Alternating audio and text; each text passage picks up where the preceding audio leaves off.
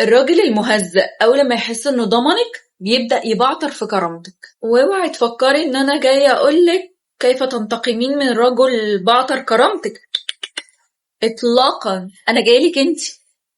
الراجل ملوش ذنب، بني آدم لقى اللي يقوله اتفضل مفتاح حياتي اهو معاك، اتحكم فيا، شكلني على مزاجك.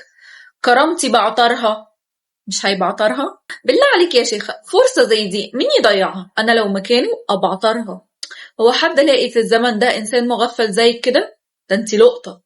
بس أنا ممكن أقولك إزاي تلملمي بقايا ما تبعتر عشان تفوقي لنفسك وما تبقاش مداس لكل اللي رايح واللي جاي يدوس عليه.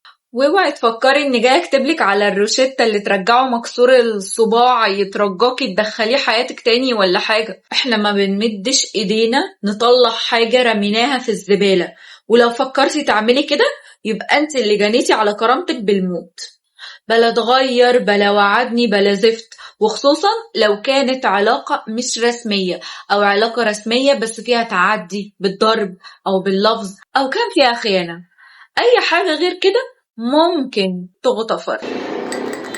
مشروبك وتعالي اسمعي. أول حاجة، لما بنقرر نمشي بنختفي، بنتحول لسراب. إنما شغل العيال ده إننا نعمل بلوك، ولما نحن للعلقة اللي كنا بناخدها نرجع نفكه عشان نطمن عليه، أو حتى بحجة إنك تشوفي الموكوسة اللي ارتبطت بيه بعدك، ده ما ينفعش. أحب أقولك إنك بالطريقة دي بتكملي على بقايا كرامتك، وشوية وهيجيلك مسج عفوا لقد نفذ مخزون الكرامة لديك. فانت لما تفوقي لنفسك بجد وتعرفي مدى القرف اللي انت كنت فيه، مش هتمشي وبس، لا ده انت هتمشي، هتختفي وهتتحولي لسراب. والمفروض انك وقتها مش هتبقي بتعملي كده عشان تجننيه ولا حاجة، لأ، عشان هو خلاص بالنسبة لك بقى كارت واتحرق. ساعتها نقدر نقول عليكي انك ماشية في الطريق الصح وكرامتك هتتردلك. رقم 2، بلاش والنبي العبط اللي بيحصل وشغل العيال بتوع الحضانات ده. حتى الأطفال بتوع الحضانة لما بيعيطوا بيحطوا ايديهم على وشهم علشان محدش يشوفهم وهم بيعيطوا، انما انتي بتصوري نفسك وتنزليها ستوري. طب ليه؟ هتستفادي ايه يعني لما الناس تعرف ان الراجل اللي انت حبيتيه اداكي على قفاكي؟ تنشري خيبتك للناس ليه؟ ولا تكونيش بتستعطفيه؟ حبيبتي، لو عنده دم ما كانش سابك اصلا، كان خاف على قلبك من اللحظة دي. لكن هو جايب الفشار وقاعد مستمتع قوي بنجاح انتاجه الفيلم حزين زي ده.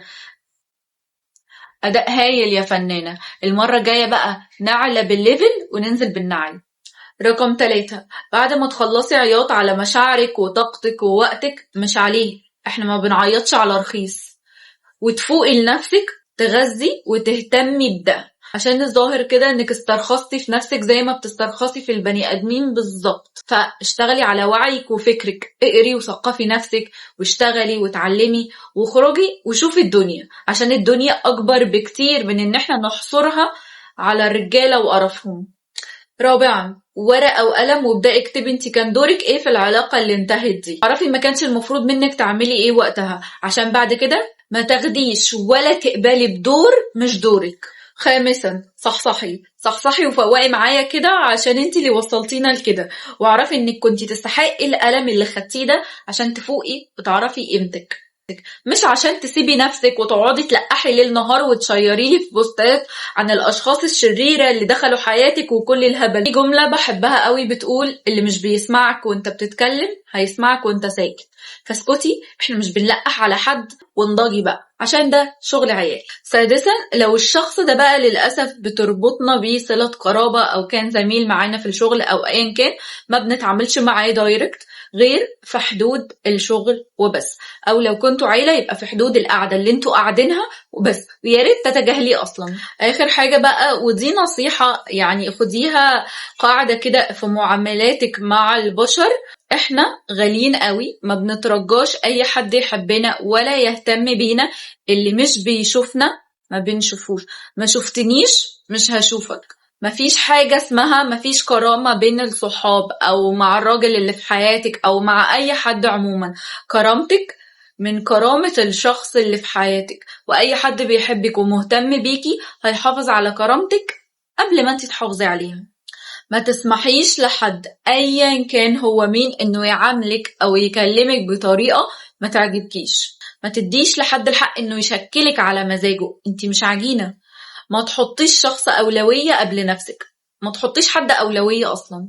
بس كده وصلنا لنهاية الفيديو. عايزة أقول لكم إن أنا من أحب الفيديوز لقلبي هي الفيديوز اللي بطلع أتكلم فيها معاكم عن قيمة الذات والكرامة. مش عارفة، بستمتع قوي يا جماعة بنوعية الفيديوز دي، بحبها قوي. بحس كده براحة وتلقائية، الكلام بيخرج مني كده من غير حاجة. حاسة ان انا عندي مخزون كبير قوي عايزة اوصله لكم من المواضيع دي، مش عارفة ليه. اتمنى تكونوا انتوا كمان بتحبوا المواضيع اللي زي دي. فبس كده، اشوفكم في فيديو جديد. سلام عليكم.